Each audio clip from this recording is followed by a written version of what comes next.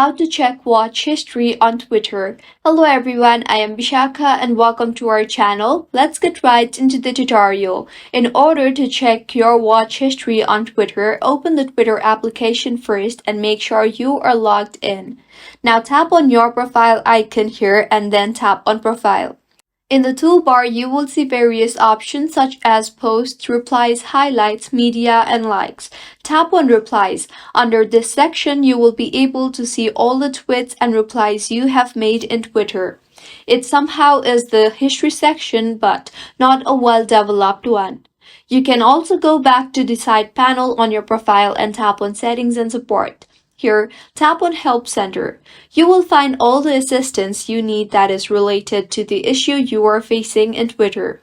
Go ahead and report your issue here and your problem will be fixed. If you find this tutorial helpful, do subscribe to our channel. Thank you for staying with us until the end.